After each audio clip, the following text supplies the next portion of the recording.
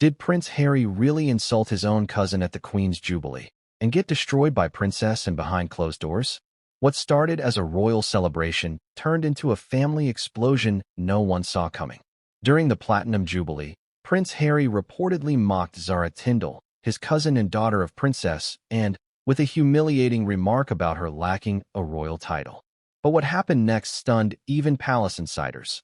Princess and allegedly called Harry a coward to his face in a private showdown at Clarence House. Today, we uncover the explosive confrontation, the behind-the-scenes fallout, and the real reason this one insult might have ended any hope of reconciliation forever. Before we continue, please hit the like button, subscribe to the channel, and turn on the notification bell for updates. It was supposed to be a celebration of legacy, a national milestone steeped in tradition, family, and unspoken duty. The Queen's Platinum Jubilee was more than just a commemoration of Elizabeth II's 70 years on the throne. It was a ceremonial tapestry woven together by decades of service, sacrifice, and solemn continuity. The royal family had gathered under the gaze of millions, each movement watched, every glance dissected. But behind the regal smiles and meticulously choreographed appearances, something darker was brewing. Tensions that had long festered in private corridors were now threatening to spill onto the public stage, and no one saw the bombshell coming until it detonated at the heart of the Queen's celebration. At the center of this unfolding drama stood Prince Harry, once the golden child of the monarchy, now estranged and unmoored, a man who had traded titles for tabloids, tradition for terrain across the Atlantic. And across from him, with silent composure and years of hard-earned dignity, stood Zara Tindall, Princess Anne's daughter and Harry's first cousin. Unlike Harry, Zara had never received a royal title.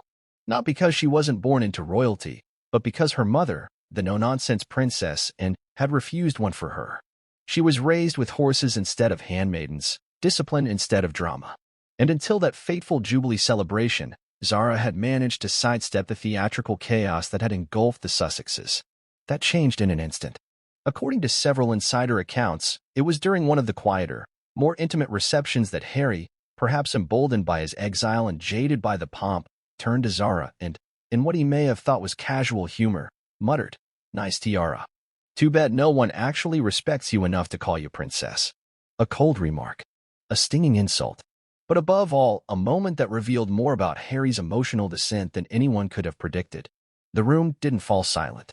No glass shattered in cinematic fashion, but something shifted, something deep. Subtle glances were exchanged. Zara blinked, once, but didn't respond. She simply walked away.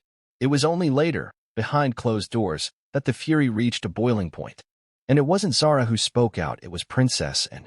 But before we get to that jaw-dropping confrontation at Clarence House, we must understand what brought the monarchy to this breaking point.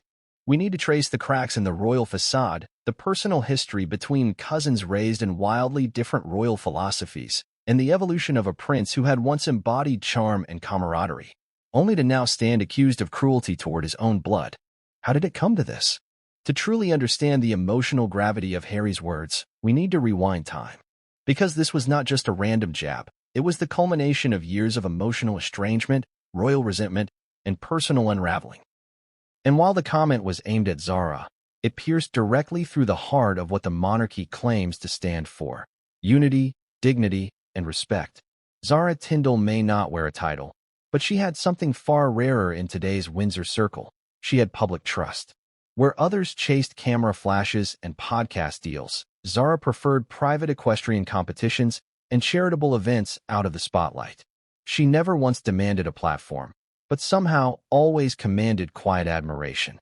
Her marriage, her children, her conduct, everything about Zara suggested an individual at peace with her place in the world.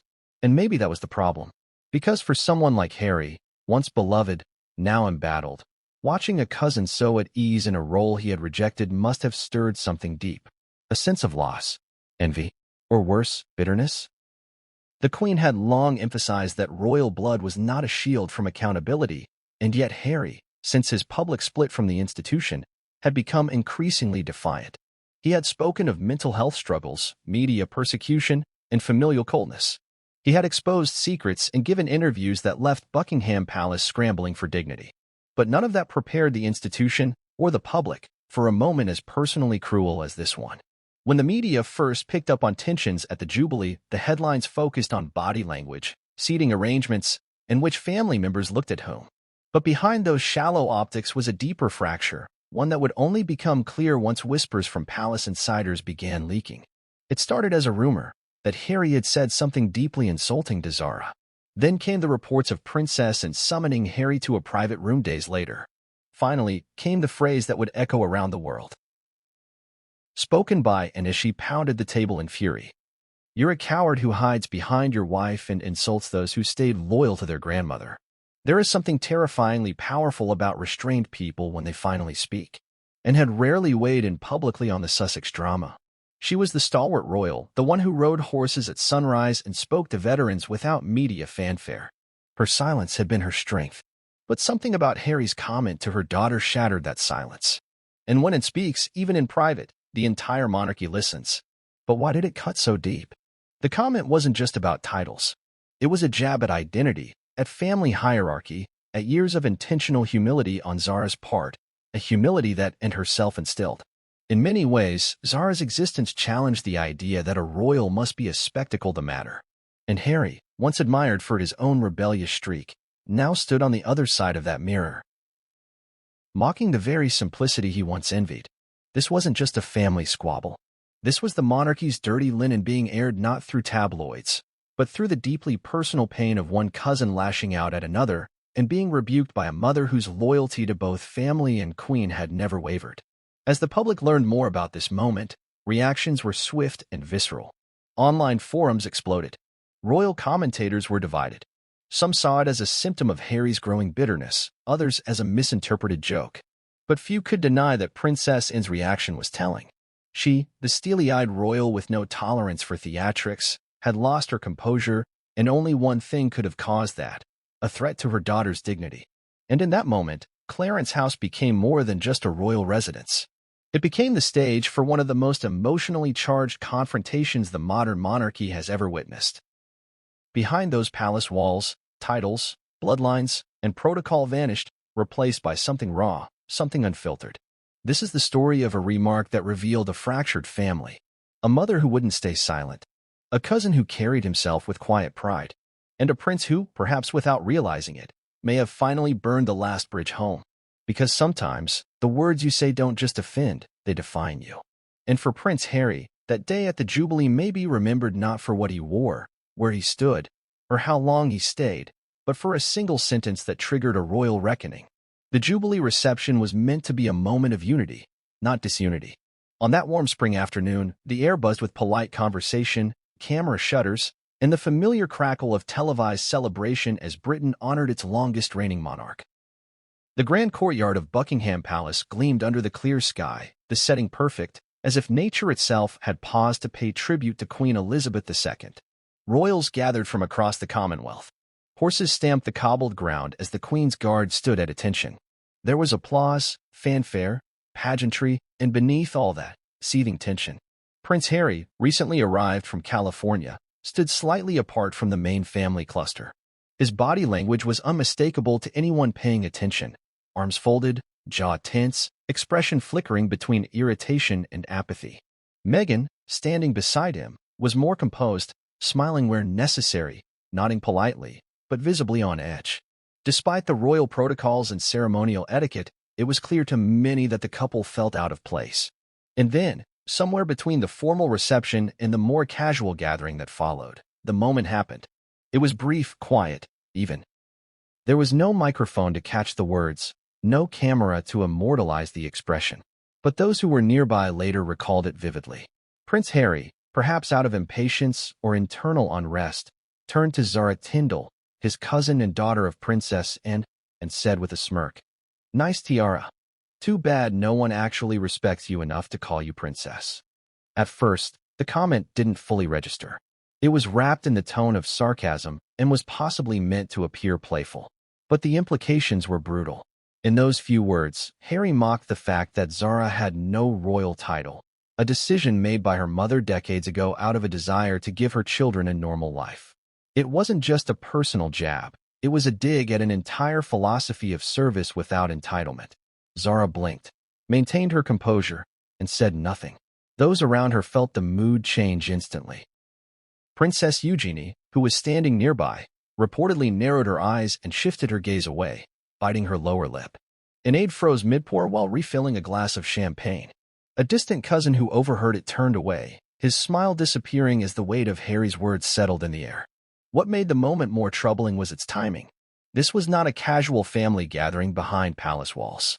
It was the Platinum Jubilee, a historic event broadcast to millions, symbolizing continuity, tradition, and the strength of the monarchy. At a time when the royal family was already grappling with public scrutiny, internal fractures, and endless media speculation, Harry's comment injected an unexpected toxin into the room. It's worth noting that Zara, for her part, didn't flinch publicly. She simply excused herself quietly and walked toward a group of family members farther down the reception hall. But those close to her say she was visibly shaken. Not by the insult itself, but by the source of it. Harry and Zara had grown up close. They were cousins by blood, but more like siblings in spirit during childhood. Their shared memories included holidays at Balmoral, horseback rides in Windsor, and countless family barbecues. For years, they'd laughed together behind the royal facade, finding in each other a sense of normalcy amid the pressures of palace life. So why, now, would Harry choose to attack her in such a personal way?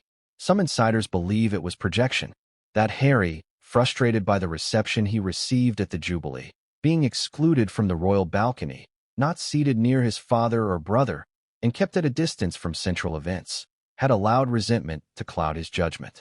Zara, who had stayed loyal, visible, and uncontroversial, may have become a silent reminder of everything Harry had walked away from. Others say the comment was born from deeper insecurity. While Harry carried a title, he no longer carried favor. His public image had shifted dramatically in recent years, from war hero and charitable figure to polarizing critic of the very institution that raised him. Meanwhile, Zara, despite her lack of title, had never been more respected. She had managed to balance royal connection with private grace, raising her family without drama, excelling in her equestrian career, and showing up for events without making headlines. That contrast may have stung more than Harry wanted to admit. Either way, the damage was done. Within hours, the comment had begun to spread quietly through palace corridors. Staff whispered. Family members asked questions in hushed tones. By the next morning, senior aides had briefed Princess Anne, who had not been present at the time of the remark, but was quickly informed of the tone and delivery. What happened next would not be for the cameras. It would take place far from public view, behind the closed doors of Clarence House. But the public wasn't blind to the fallout. Observers began to notice changes in interactions during the remainder of the Jubilee events. Zara and Harry did not appear in the same frame again. During the final parade, Zara was seated comfortably beside her husband, Mike Tyndall, smiling occasionally, but keeping her gaze focused straight ahead. Harry, on the other hand, looked increasingly withdrawn, often seen staring at the ground, his posture stiff. The British press didn't initially report the comment directly, but stories about a tense exchange between Prince Harry and a senior royal cousin began to circulate. Columnists speculated. Body language experts were consulted. Social media ran wild with theories. And then came the leaks. One royal aide, speaking anonymously to a veteran royal reporter, confirmed that a highly inappropriate comment had been made by Harry to Zara. Another source revealed that Princess Anne was visibly furious upon hearing it and had insisted on confronting Harry personally. Though the palace refused to comment, the temperature in the public conversation rose rapidly. What made the story so potent was how it echoed a broader theme already circulating within royal discourse, the question of what it means to be royal without a title versus holding a title without acting royally. Zara, born into royal blood but without the pomp, had exemplified what many called modern monarchy modesty, service, and simplicity. Harry, once the cheeky prince beloved by the public, had become the face of royal grievance. And when those two figures clashed, one publicly silent, the other verbally reckless, the contrast became too stark to ignore. Was Harry's comment a simple misjudgment, a badly timed joke? Or was it something darker, a reflection of how deeply his separation from the royal family had altered his sense of kinship? Those closest to the family insist the line wasn't a joke at all. It wasn't the words, it was the tone, said one staff member who overheard the comment. It was said with spite. not as a tease between cousins. There was venom in it, and Zara felt it. The Jubilee was supposed to be a celebration, but by the time the event concluded, a different narrative had taken root, one not about unity, but about fracture. In years past, the royal family had dealt with scandal through silence, discretion, and distance. But this time, the wound was internal, familial, and raw. Princess Anne, never one to seek attention, found herself at the center of a reckoning not just between relatives, but between royal ideologies. Zara Tindall had never asked for a title. She didn't need one. But on that day, Harry reminded everyone that even without the formal recognition, she had earned a respect far deeper than anything a coronet could confer. And when that respect was insulted, the Queen's daughter rose not just as a mother, but as a protector of principle. The comment Harry made may have lasted only seconds, but its reverberations were seismic. It laid bare the emotional toll of the monarchy's ongoing divisions and forced the public to reevaluate the figures they thought they knew. And if there was one person who wasn't about to let it slide, it was Princess Anne. This was the moment that triggered what insiders now call the Clarence House confrontation. But before we enter that room and hear what was said, we must first understand how Zara's story and Anne's legacy led to one of the most explosive private encounters in modern royal history. To truly understand the sting behind Prince Harry's offhand insult to Zara Tindall, you have to travel back in time to the day she was born, and more importantly, to the decision that defined her upbringing before she had even taken her first breath.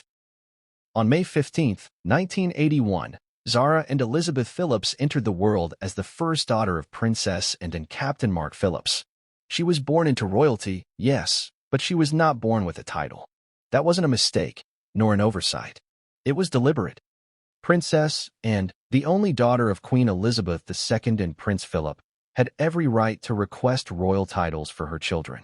As a working royal, she had stood on the balcony of Buckingham Palace her entire life. She had served in military capacities, represented the crown at countless international events, and had earned the trust of her mother in ways even her brothers struggled to match. And yet, when offered the courtesy titles available to her by birthright, and famously declined, she and her then-husband, Captain Mark Phillips, both believed that their children should have as normal a life as possible. It wasn't a small decision. Titles open doors. Titles come with privilege, power, and protection. But they also come with scrutiny, expectation, and a lifetime of obligations. Princess Anne knew that world intimately. She had lived it. She had fought it. And she had, in some ways, survived it by adopting a stoic, work-first philosophy that became her trademark. She wanted something different for Zara. At the time, the decision drew mixed reactions from the public and palace insiders alike. Some praised Anne's humility and foresight, calling her modern and grounded. Others whispered that it was a slight to tradition, a signal that the younger generation of royals might be rejecting the very institution they were born to uphold. But Anne never wavered. She didn't issue long explanations. She didn't seek approval from the media. She simply stated that she and Mark wanted their children to have the freedom to make their own choices, to craft their own paths, to earn their own identities, not to be defined by their lineage. Zara grew up without the burden of curtsies and formalities. She didn't need to participate in royal photo ops or walk behind the Queen during ceremonies. She went to school with non-royal children, trained in equestrian sports from a young age, and eventually rose to compete for Great Britain at the Olympics. In 2012, she won a silver medal in team eventing at the London Games. Her mother, Princess Anne, had once competed in the same discipline in 1976. It was a proud, full-circle moment for the family. Through all this, Zara never complained about lacking a title. She never expressed envy toward her royal cousins who were born with HRH in front of their names. In fact, she often described her life as blessed. Interviews from her 20s and 30s show a woman at ease with herself, one who felt that her mother's decision had allowed her to live with freedom and authenticity. Zara's friends described her as fiercely independent, wildly competitive in sports, loyal to her family, and allergic to drama. She didn't seek headlines, but when they found her, she handled them with grace. Yet even with all of this history, this clear, deliberate choice to live a life untethered from the royal machine, Harry's comment at the Jubilee landed like a slap. Because it wasn't just about her lacking a title. It was about being called unworthy of one. There's a sharp difference. Harry didn't say, "You chose not to be a princess." He said, "No one respects you enough to call you one." That jab cut through Zara's entire identity, calling into question not only the life she had lived, but the foundational decision her mother had made for her. It painted her as someone lesser, someone unacknowledged, someone irrelevant. And that was where the pain truly lived. Because Zara had never needed validation from anyone, not even from the public. But to be told by her cousin, someone who had known her since childhood, that she was essentially a non-entity in the royal hierarchy, that was cruel. It also betrayed a deep misunderstanding of what her life had represented.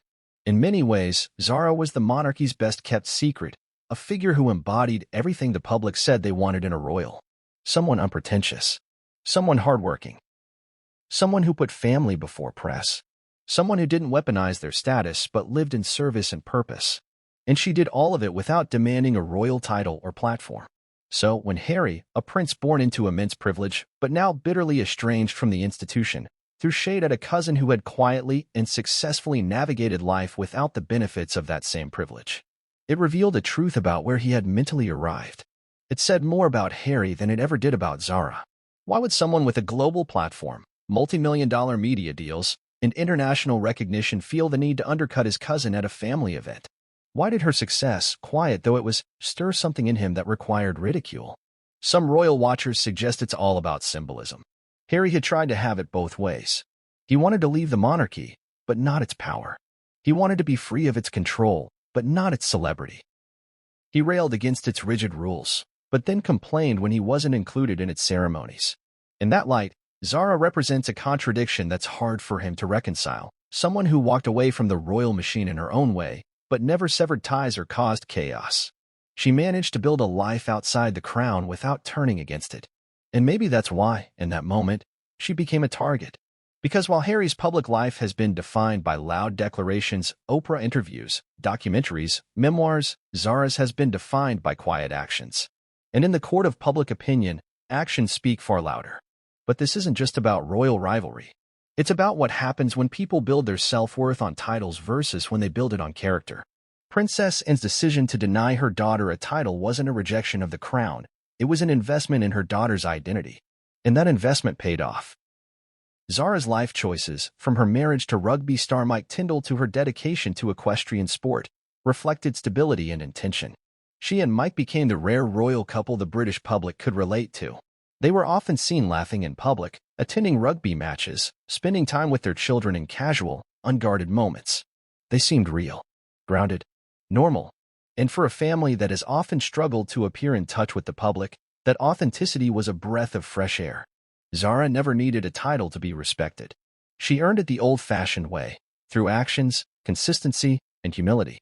And yet, despite all this, one snide remark from a cousin was enough to make headlines around the world. Because it wasn't just a cousin.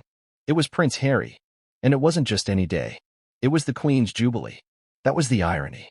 And a celebration meant to unify, to honor a monarch who dedicated her life to service. One family member chose to inject cruelty. And he did so toward the one person in the room who most embodied the Queen's values without asking for recognition. It raised uncomfortable questions. Has Harry, in his quest to critique the crown, become the very thing he once despised? Has his vision of freedom become so warped that he now mocks those who quietly chose a different version of it? The answer to those questions may lie in what happened next. Because while Zara didn't confront him, her mother did. And Princess Anne didn't mince words. But before we dive into that fiery meeting, it's important to pause and reflect on what was really at stake. This wasn't just a personal slight. It was a moment that encapsulated the emotional distance between two branches of the same royal family. One grounded in stoic duty, quiet service, and earned respect. The other consumed by grievance, media spectacle, and wounded pride. Zara may never be called princess. But on that day, and in the days that followed, she wore something more powerful than a title. She wore dignity. And as the world would soon see, Princess Anne had no intention of letting anyone strip that away. The Platinum Jubilee celebrations were meant to be a healing moment, not just for the monarchy, but for the fractured relationships within it. But as the carriages rolled in, the bells rang through London, and the press snapped thousands of photos capturing apparent harmony, very few understood how volatile things truly were beneath the polished surface. Prince Harry's snide remark to Zara didn't emerge from nowhere. It was not a spur-of-the-moment slip of the tongue or a misfired attempt at humor. It was the product of a slow-burning disintegration of trust, identity, and emotional connection years in the making.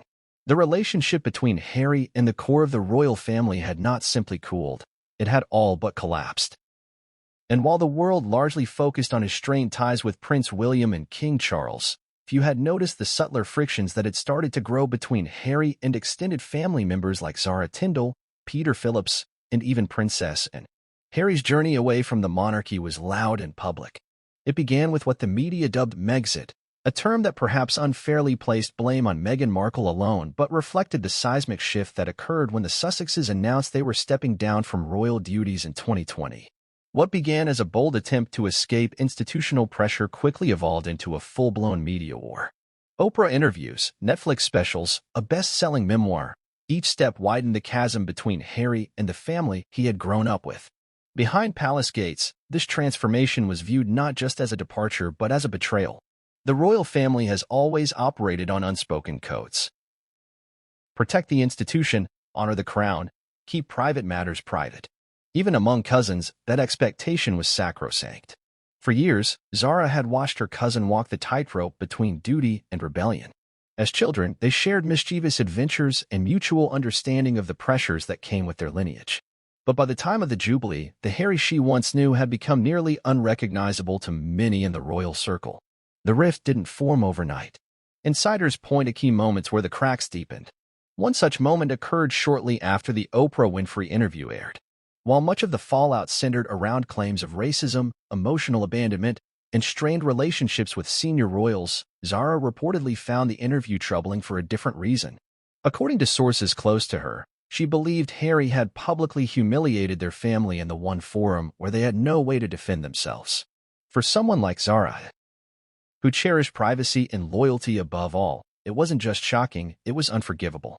Zara wasn't the type to call for press conferences or issue statements. But in private, those close to her say she was stunned by the level of personal attack launched during that interview.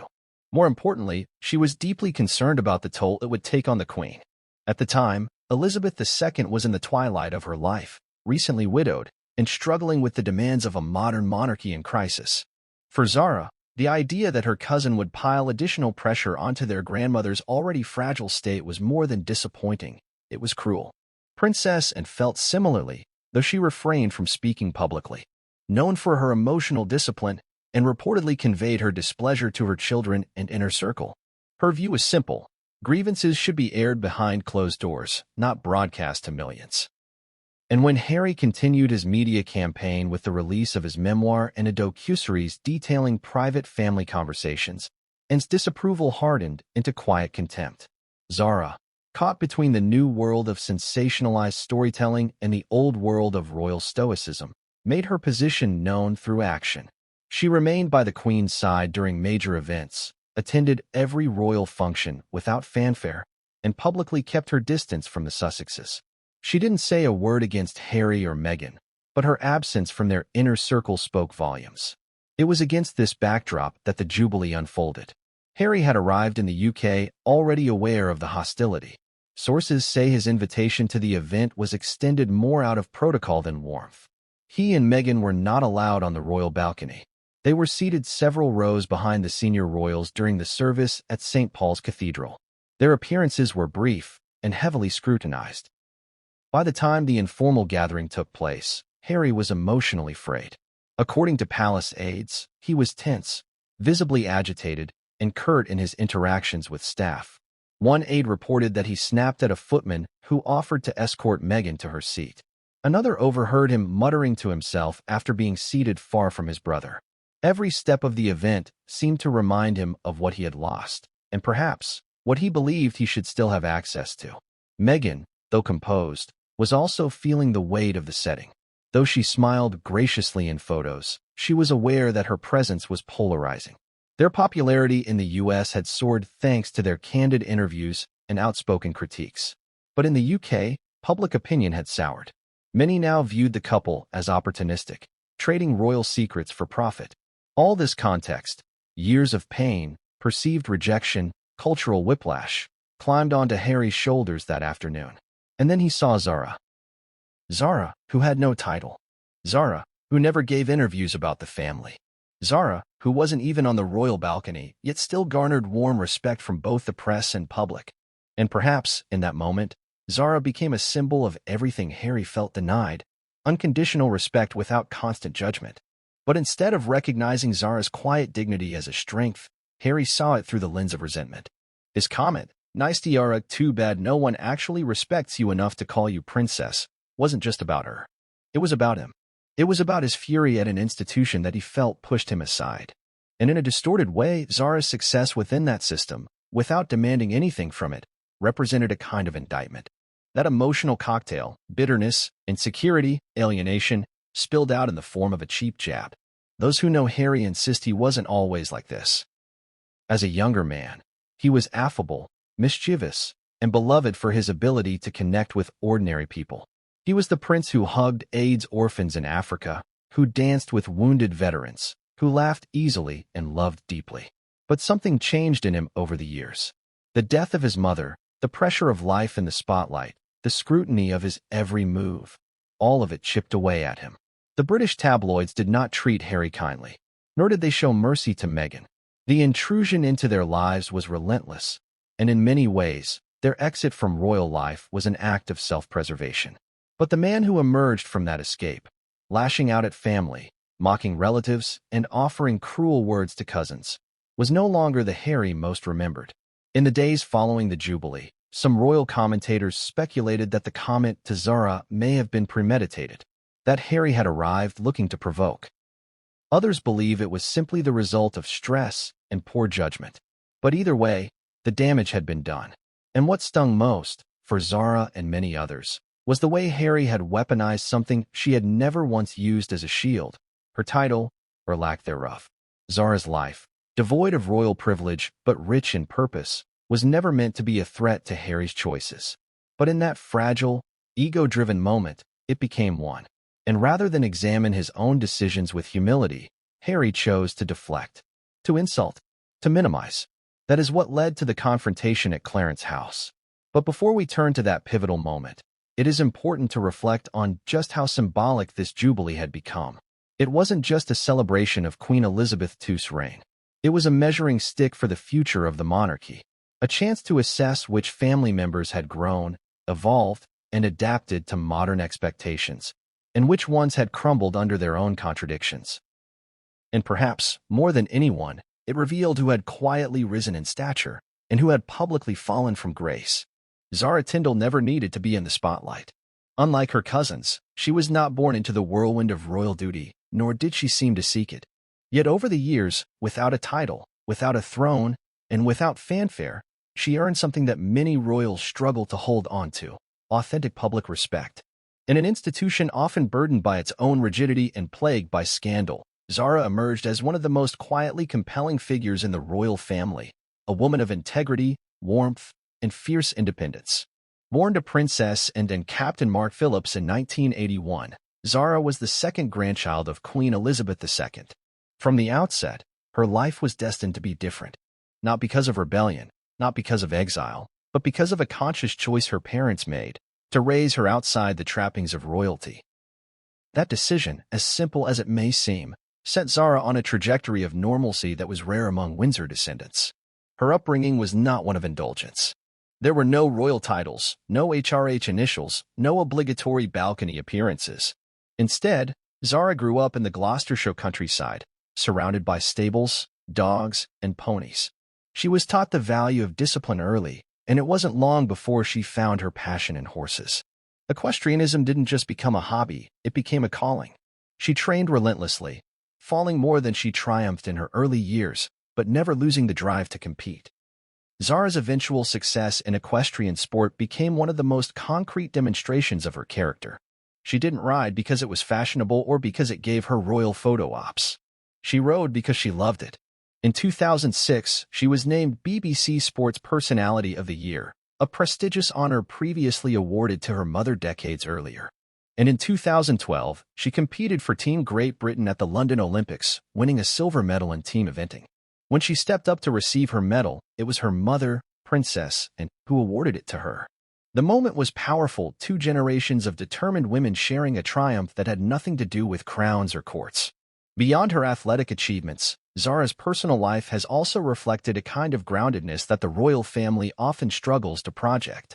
Her marriage to Mike Tyndall, former England rugby captain, wasn't an orchestrated union wrapped in press releases and tradition. It was organic, real. Their wedding in 2011 at Canongate Kirk in Edinburgh was elegant, yes, but also refreshingly unpretentious.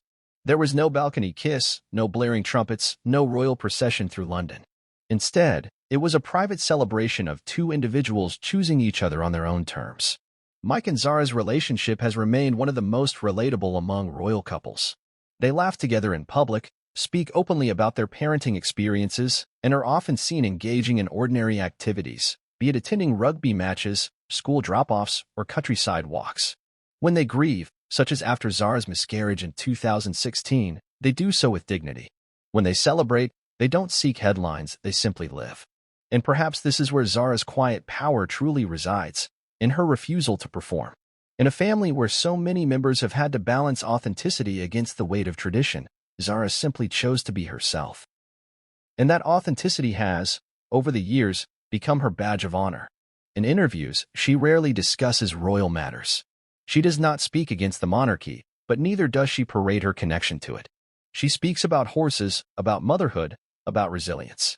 There is no sense of entitlement in her tone, no demand for attention.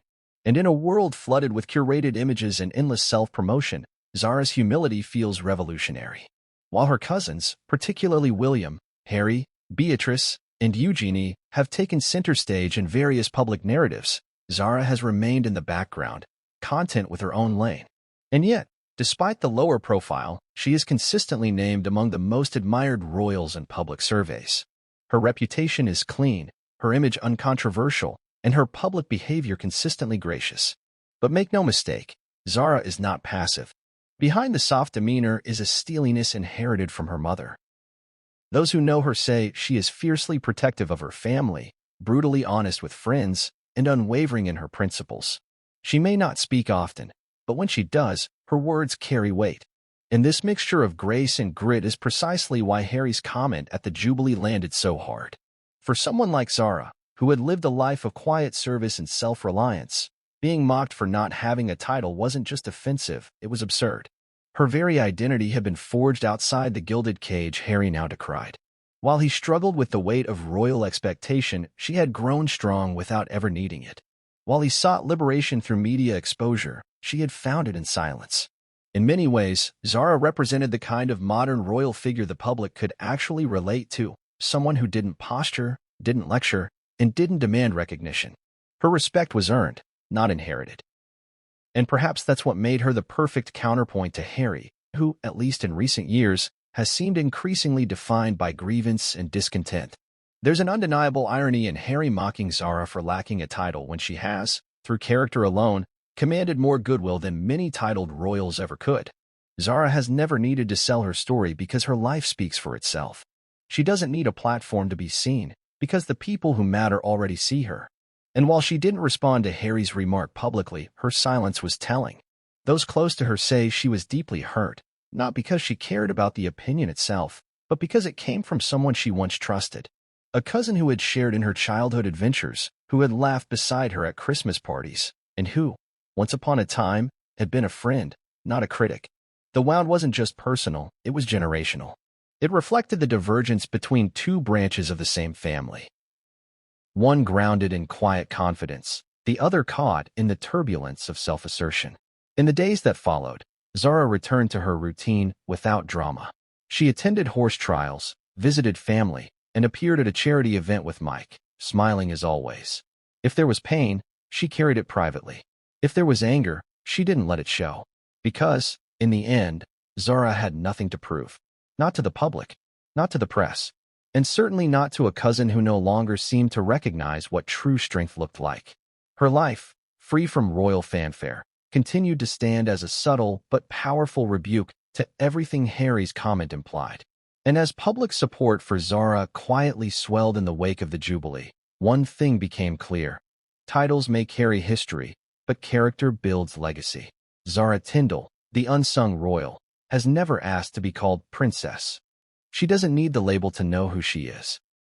And that, more than any crown or coronet, is what makes her royal in the eyes of many. Princess and has never been one for theatrics. She is the royal who rises before dawn, rides her horses in the morning mist, and finishes her day only after a relentless series of engagements, briefings, and appearances, often tallying more than any of her siblings in a given year. The media may chase the younger royals for headlines, but Anne's presence has always loomed larger where it counts, inside the institution itself. She does not court attention. She commands respect. For decades, she has remained the monarchy's steadiest hand, a woman forged not in privilege, but in pressure, expectations, and an unyielding work ethic. So, when news reached her that Prince Harry had insulted her daughter Zara during the Platinum Jubilee celebrations with a dismissive and personal jab, there was no immediate outburst. There was no public statement. There was no carefully worded response leaked to the press. There was only silence. But for those who understand, and that silence was never stillness. It was gathering force. Behind palace walls, Anne's reaction was not what one might expect from a woman who is often described as emotionally contained, private to the point of invisibility. According to senior aides who were present in the days following the Jubilee reception, Anne was not just disappointed by what Harry had said, she was incandescent. Her fury wasn't performative. It wasn't even loud. It was the kind of rage that manifests in stillness, cold, clear, and dangerous. What angered her most wasn't merely the insult itself, but the source. Harry had once been a nephew she adored. He reminded her of a younger version of herself, spirited, rebellious, unafraid to question authority. Over the years, they had shared a respectful, if not especially close, bond, and had watched him grow from a shy boy trailing behind Princess Diana into a confident young soldier who seemed destined to redefine what it meant to be a royal in the modern era. But something had shifted after his marriage, and then again after his departure from the UK. He had become hardened, theatrical, and, most disappointingly too, and disloyal, and can forgive many things, mistakes, misunderstandings, even public criticism. But what she cannot abide is disloyalty to the family, especially when cloaked in cruelty. For a man who claimed to be freeing himself from the weight of royal expectations, Harry's barb to Zara exposed something deeper, a lingering contempt for those who had remained loyal. It wasn't long after the incident that Anne requested a private meeting with Harry. Not as a form of ceremony, and certainly not at the suggestion of palace courtiers. She did it as a mother, as a sister, as a woman who had kept her silence for too long. The meeting was arranged quietly, to be held at Clarence House, a location symbolic for many reasons, once home to the Queen Mother, and now an administrative and family stronghold within the royal orbit. When Harry arrived at Clarence House, the mood was tense from the outset. He was told it would be a private conversation, no aides, no witnesses, no note-takers. Just him and Princess, and he reportedly entered the room with a guarded demeanor, expecting a scolding, perhaps even a cool dismissal. What he received instead was a confrontation unlike any he had faced from within the family, and was seated when he arrived, a single folder in front of her, though she barely glanced at it. There were no pleasantries, no small talk, only a piercing look and the kind of silence that made even the air feel heavy. When she did speak, it was calm, but laced with steel. "You crossed a line," she began, her voice low but firm. "And you did it not out of ignorance, but out of arrogance." Harry, taken aback, reportedly attempted to deflect. He suggested the remark was misinterpreted, a bad joke taken out of context. But Anne was unmoved. She leaned forward, her gaze unwavering. "Don't insult my intelligence, and certainly not my daughter's. You knew what you were saying, and if you didn't, that's worse." She did not raise her voice. She did not weep. But as she spoke, her words carried a power that could not be dismissed. Those in the palace familiar with the meeting say, and spoke for nearly 20 minutes, uninterrupted. She told Harry exactly what she thought of his behavior, his betrayal of the Queen, his public airing of family grievances, his treatment of Zara, and, most painfully, his continued insistence on dragging the family into his private war. At one point, according to multiple sources, Anne's composure cracked. She slammed her hand down on the table, not with rage, but with finality. "You're a coward," she said. "You hide behind your wife and your narrative, and you insult the people who stayed. The people who carried on. The people who didn't walk away." Harry, by then visibly tense, reportedly tried to shift blame onto the institution, citing years of feeling unsupported, of being forced to play a role he never wanted. But Anne shut it down. "This family has never been easy," she told him. "It wasn't easy for me. It wasn't easy for your mother, but we didn't burn it down to build ourselves up.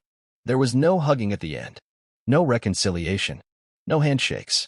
Only the cold space between them, heavy with years of missteps and a single moment that had snapped the last thread of patience. Harry left the meeting in silence. The palace never acknowledged the confrontation. It was not added to the official schedule. There were no press leaks sanctioned by royal staff. But within days, the story began to trickle out. It started with whispers, "Princess," and had a word with Harry. And then came the reports of the table slap, the accusation of cowardice, and Anne's cold fury on behalf of her daughter. Public reaction was swift. While some criticized Anne for confronting Harry rather than trying to mediate peace, the majority praised her directness. For many, Anne had done what no other royal had dared, called out Harry face to face, without handlers, without filters, and without fear of the media. But there was more to Anne's reaction than family loyalty. There was also the question of legacy. To Anne, the monarchy isn't just a birthright. It's a duty, one that her mother upheld for 70 years with a tireless sense of responsibility. Zara had followed that example, choosing substance over spectacle. And to see Harry mock that choice, not just with words, but with a sneer, was to see the erosion of values Anne had spent her entire life defending. It wasn't about titles. It wasn't about protocol. It was about decency. And, like her mother before her, believed in service above self. Harry, in her eyes, had come to represent the opposite, self above service. And in attacking Zara, he hadn't just bruised a cousin, he had insulted the very idea of royalty as a life of sacrifice. The storm that followed the meeting at Clarence House wasn't loud or messy.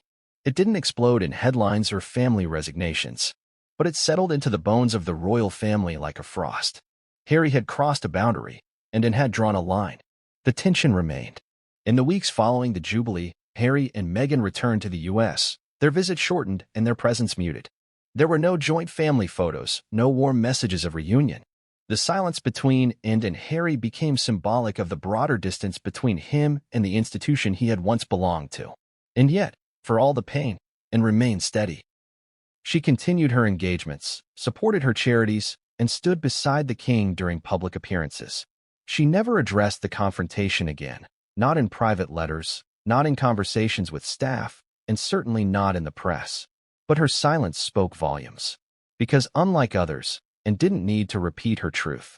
She had said what she needed to say, and she had done so with the force of a lifetime spent serving something larger than herself. Clarence House had always been a place of quiet formality. Its stately rooms, thick carpets, and polished wood carried the echoes of dignitaries, royals, and generations of solemn tradition. But on the morning Princess Anne requested a private meeting with Prince Harry, the halls felt heavier than usual. No announcements were made, no official statement given. To outsiders, it was just another day in the royal diary. To those within, it was the calm before a storm long overdue.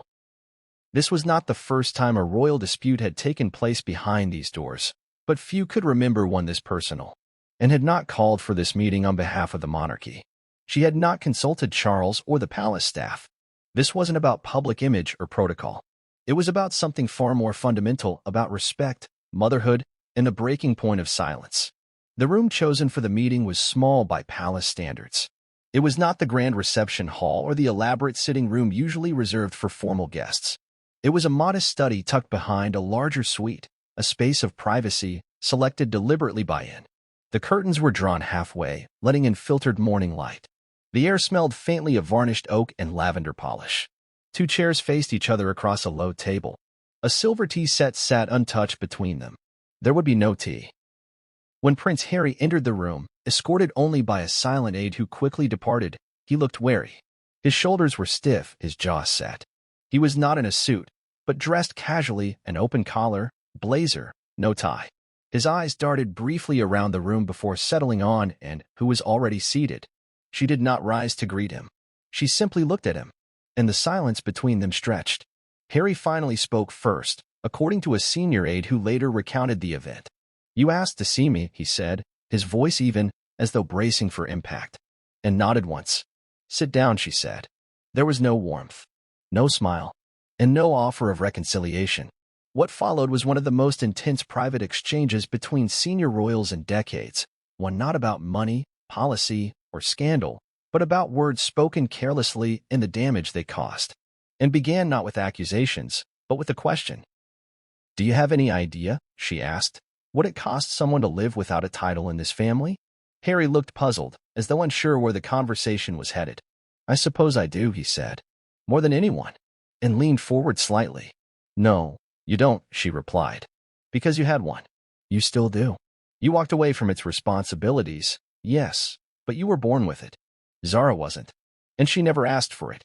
Yet you, who spent the better part of the last 3 years telling the world how damaging royal life is, chose to insult someone who's lived her whole life without it." Harry started to interrupt. It was a joke, a stupid joke, and cut him off. "Don't lie to me." Her voice, not raised but sharpened with ice, silenced him. "You didn't joke," she said. "You belittled. You diminished your cousin at her grandmother's celebration. You stood among family, on one of the few occasions left to honor the Queen while she was still alive, and you made Zara feel like she didn't belong." Harry's mouth opened, then closed. He shifted in his seat. He looked, for the first time, less certain of his footing. "You've spent years claiming to protect women," and continued. "Your mother's memory, your wife's dignity, women who've suffered injustice. And yet, when it came to your own cousin, a woman who's done nothing but show grace, you attacked her. Why? Because she stayed? Because she didn't choose your path?" Harry exhaled. "I didn't mean it to come across that way," and raised her eyebrows. "How did you mean it to come across?" He didn't respond, and stood, then, for the first time. She walked to the window, her back to him, hands clasped behind her. When she spoke again, her voice was lower, more tired. "You want people to understand your pain. Fine. You want them to know what you've been through. All right. But this is not how we heal wounds. This is how we reopen them." She turned to face him again. "You humiliated Zara. You humiliated me. And you disrespected your grandmother. If you think I'm going to sit silently while my daughter is treated like an outsider by her own cousin, you've misunderstood who I am." She took a step forward. "You're a coward," she said. "And not because you left, but because you hide behind your wife, behind interviews, behind ghostwritten memoirs, and then you walk into a room full of people who stayed, who served, and you mock them." The word hung in the air. "Coward." Harry's face flushed. He blinked several times, his throat tightening. "That's not fair." And didn't flinch. What's not fair is watching a woman who never asked for attention be dragged into your bitterness. What's not fair is having to explain to her children why their uncle thinks their mother isn't worth the name she carries. The silence that followed was suffocating. In return to her seat, her hands folded in her lap. She said nothing more for a full minute. When she did speak again, it was quieter. "I loved your mother," she said, "more than you probably realize. And I've watched you grieve in ways none of us can understand. But don't mistake grief for license. Don't mistake your pain for permission to inflict it on others." Harry looked down and stood again. "We are not equals in this room," she said. "You're a prince, but I am your aunt, and you will apologize to my daughter." Harry didn't argue. He didn't offer conditions. He simply nodded, a gesture that was as close to contrition as and was going to get. She left the room first. He stayed behind for several minutes. When he finally exited, his face was pale, jaw clenched. The staff did not speak to him. No one walked him to the door. That meeting at Clarence House would never be formally acknowledged by the palace, but its effects would ripple through the royal family for months. There were no further photos of Harry and Zara together. No signs of reunion. The jubilee ended without comment from either side, but something had shifted. And the confrontation had served its purpose. She hadn't intended to change Harry's mind or win a debate. She had simply wanted to defend her daughter and to reassert a truth that Harry seemed to have forgotten, that loyalty, respect, and restraint were the foundations of the institution he had rejected. And while he may have turned his back on those values, she would never allow them to be trampled on her watch. The royal family does not often indulge in personal reckonings. Most grievances are buried, swallowed, or dissolved in silence. But Anne had never been one to follow a script. Her confrontation with Harry was a rare and piercing glimpse into the emotional spine of a woman who had long kept her feelings behind a steel mask. It was not about vengeance. It was about principle, about the unshakable belief that decency must be defended, even within the family. And perhaps, for all its coldness, that day at Clarence House was the most honest moment the royal family had shared in years. The royal family thrives on discretion. It has weathered wars, divorces, abdications, and scandals by clinging to one unspoken strategy: keep it in the family. Outsiders can speculate, commentators can guess, but what happens behind palace walls is rarely confirmed and almost never confronted directly. This quiet code is how the institution has survived for generations. But following the explosive confrontation between Princess and Prince Harry, that code began to crack. It started, as these things often do, with whispers. A week after the Jubilee celebrations, palace corridors were unusually tense. Staffers walked briskly between rooms, low tones dominated conversations, and eyes darted just a little too quickly when questioned. Something had happened, and though no formal memo was issued, the air had changed. It wasn't the usual tension that followed a royal tour or an upcoming event. It was personal, emotional, and it centered on Clarence House.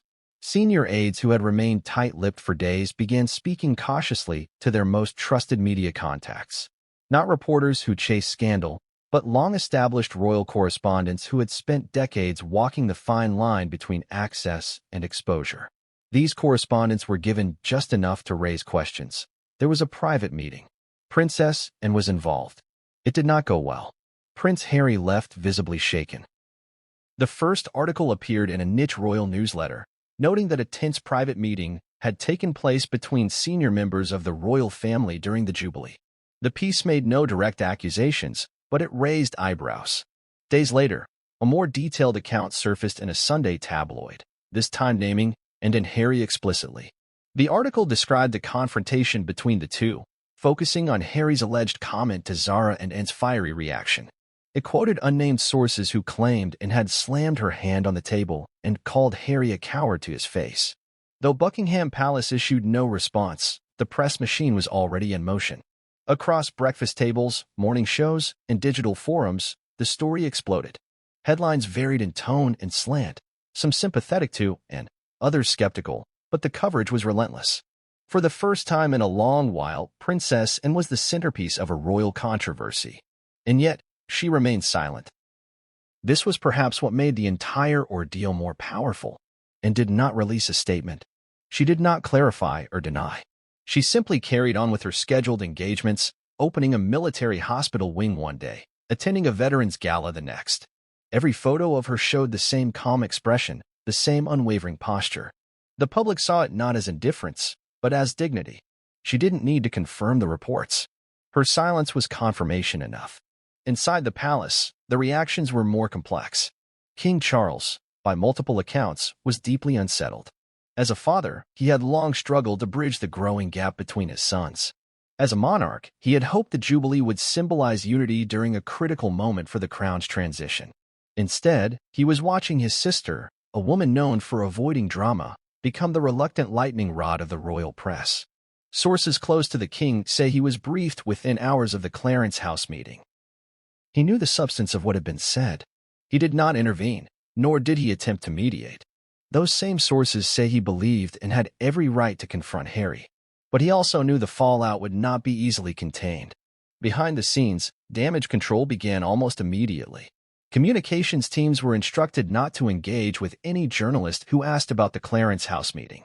Staffers were told to avoid any public alignment with either party.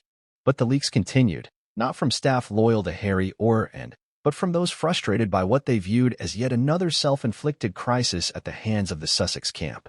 One particularly detailed leak included a description of and telling Harry, "You hide behind your wife and your narrative," and accusing him of insulting those who stayed loyal. This specific phrasing struck a chord. Social media erupted. Hashtags like #Princess and #Royal Reckoning began trending.